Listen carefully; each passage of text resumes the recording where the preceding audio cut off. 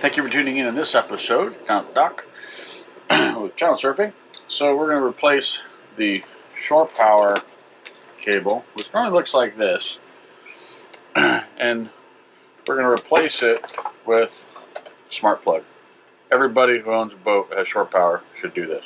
Here's why. Hear the voice within, calling.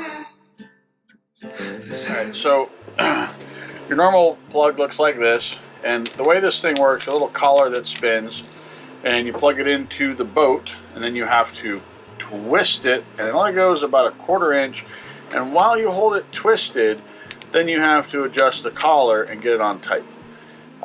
If the cord is untwisted, then it fully doesn't latch in, you don't get good contact, and then if you tighten the collar, you end up with not good contact, and that can cause overheating. And these things cause boat fires every year. They're horrible connectors. They've been around forever, right? So how does a smart plug solve this problem, right? So there's a couple of things. So first off, that's what the new connector looks like. So instead of this guy that you have to, it only fits one way with 3 different connectors, and then once it's in you have to rotate it, hold it, and hit the collar. The smart plug's got a couple little snaps on the side. It only fits one way, there's no twisting, and it makes solid contact on all 3 connectors. So it just slides straight in, but then the 2 sides click and you're latched. You push the 2 ends on the sides and you pull it straight out, and you get way better contact, which means less heat's generated, and it's an easier plug to actually use.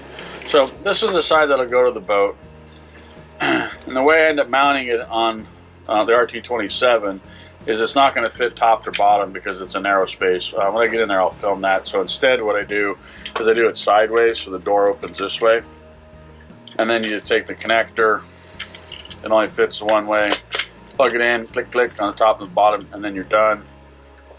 Push the 2 tabs in, pull it straight out, shut the door, and take off. Really easy to work with and stuff. So we're going to go ahead and install this. To do this, they make a kit. That's what this guy is right here. Then you take your existing shore power cable and you cut it, and then we put this onto the end. That's what we're going to do today. And then you wire this side into the boat. This is actually really, both sides are actually really easy to do. So that's what we're going to do today. Very important that you unplug the other side of the shore power cable from the pedestal, which it is. First thing we do is we cut that off because we won't be needing this end anymore. It's got some structure. Strip the outer jacket 1 3/4 inch and strip the inner wires to 3/4 of an inch.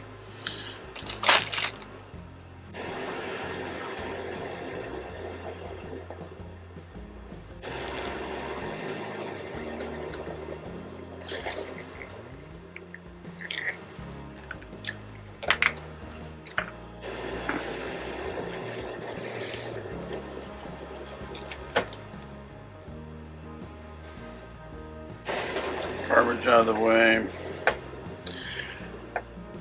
So this is AC wire.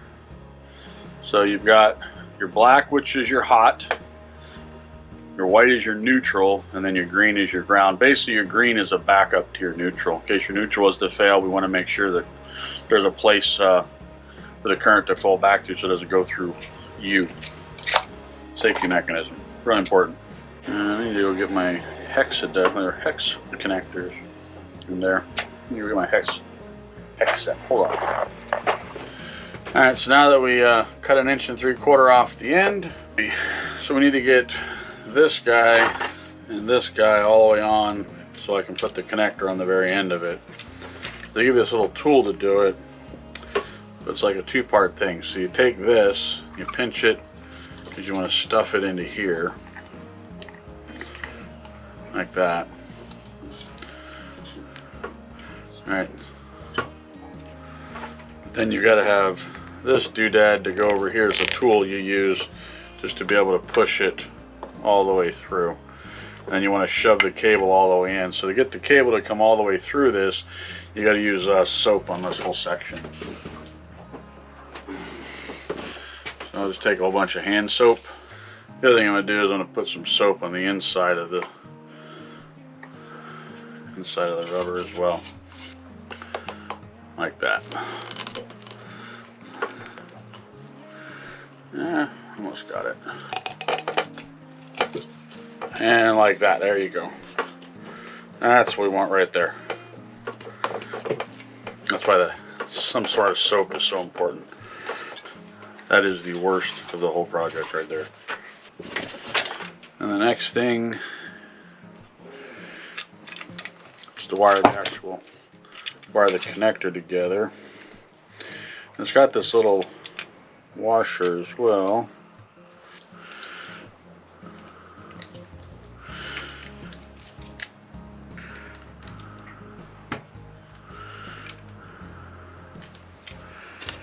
Actually came with its own Allen wrench. And the right round wrench right there. And it said strip off 3/4 of an inch on the end of each of the wires.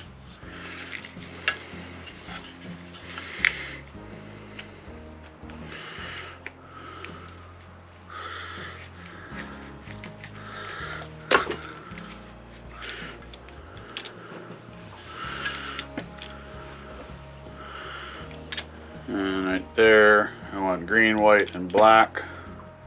So I'm going to line them up this way. Just match the colors, green to white to black.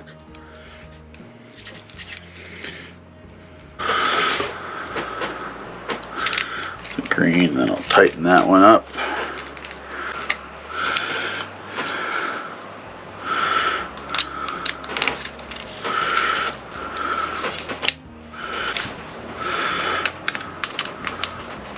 And the last one is white. There we go. You get it all the way in like that.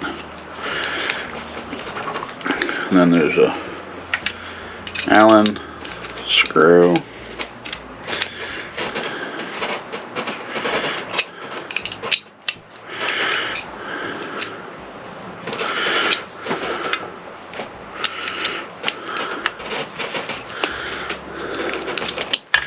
Make sure all these connections are good and tight.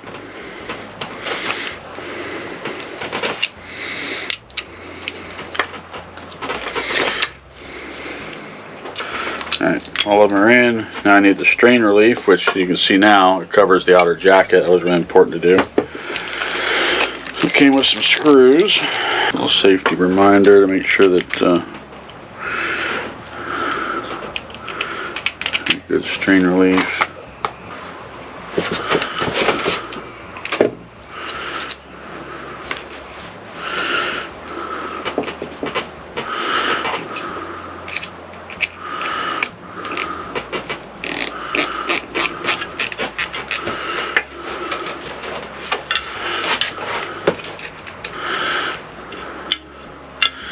This is just so it grabs the end of the cord for some good strain relief.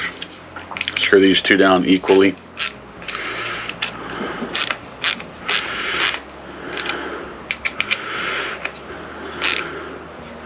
And there, that's the connector. Already wired in. Green, white, and black all line up. All looks good.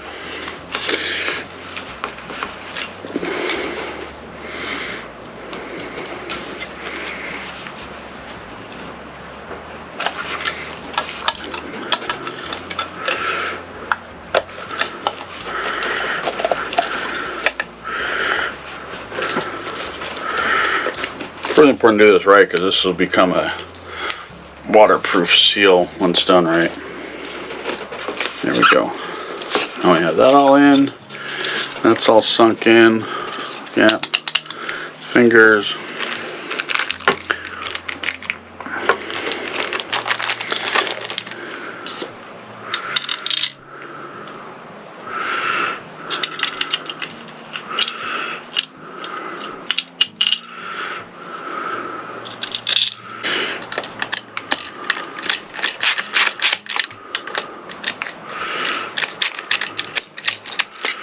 Always go around and get all three, make sure they all grab before you actually tighten any of them down. Alright, and then I screwed these in to connect them all together. And now we have Now we have everything into the connector is fine. Now we got to do the boat side. Route the gasket. Stuff the gasket in here. There you go. That's the end of the cord. So it used to be this, now it's that. It's much cheaper just to buy the kit and replace the cord. It's not a whole lot of work, but it does save a whole lot of money. So now to do the boat side, which is basically the same thing on the boat side, except that you don't have the waterproofness piece to have to go because you're going just right in the boat. So move the camera over there and we'll go pull the old AC receptacle out. So look, that's the original socket that the boat comes with. You have to screw this on. It's easy to get that cross threaded and stuff. So we're gonna change that out and put this in its place.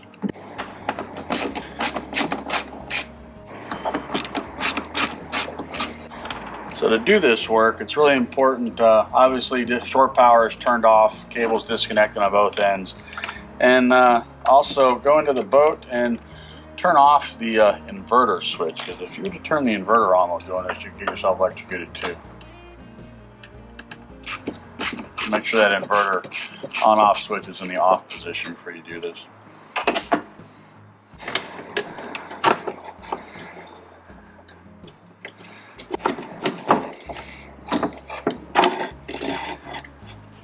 Here's what it looks like.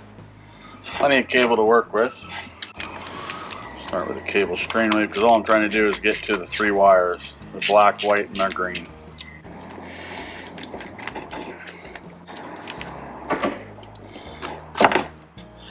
There's the old plug out. Remove the offending outlet. Get all the screws and stuff from it. So now I'm going to want this to come up from the bottom and then go into each of them, so it acts as a strain relief on it. Let's see if I have enough cable or if I have to cut the cable at all.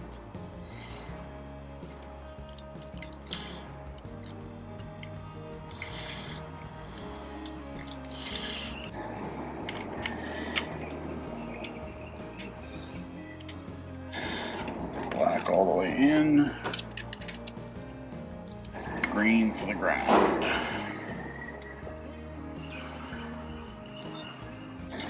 Make sure all these connectors are really good and tight.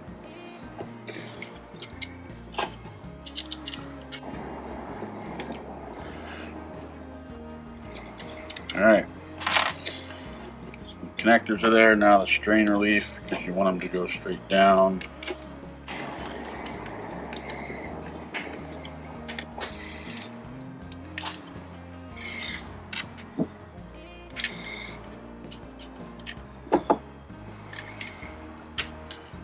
The strain relief in on there, the adhesive to stick to the back of this.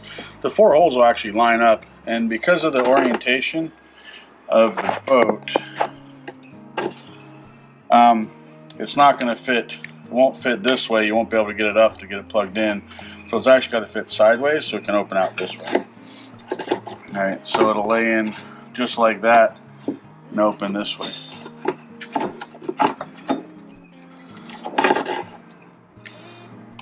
Now I'll pull the adhesive off.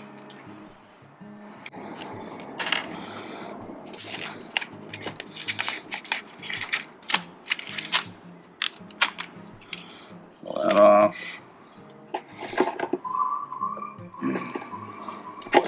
And this is the orientation we want it in.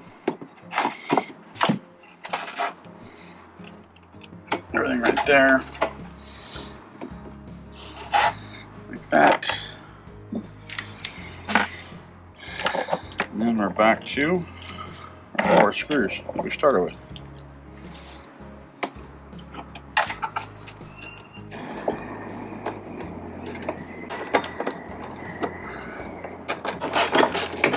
There's the second hole.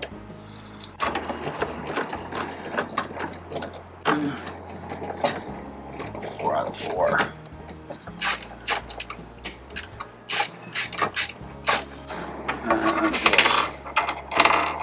star pattern on these guys. Make sure it gets flush against that gasket. No drilling new holes is required for this. Use the same 4 holes, same 4 screws. There you go. Now she can open this way. Goes that way for when she's underway.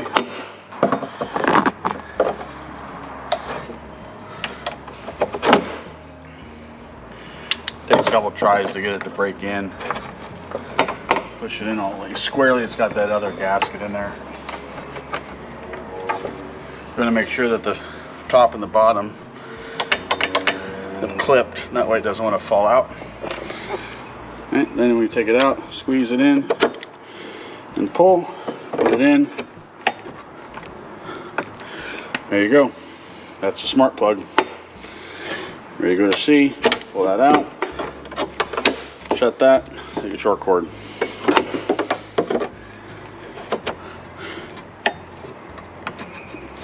Now let's go turn on shore power.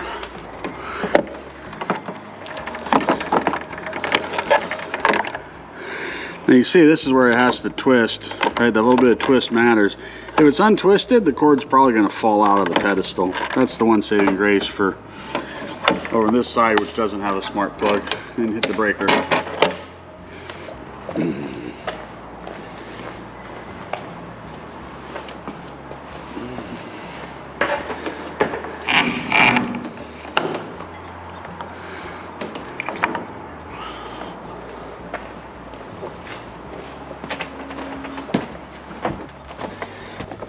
And the way I always hook up shore power is I always follow the source. So I need to turn on, I have all my breakers turned off, everything is off.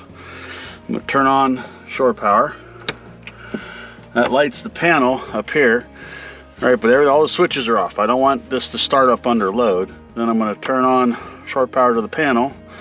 Then I'll turn on my port and starboard outlets, engine battery charger, house battery charger, the grill outlet.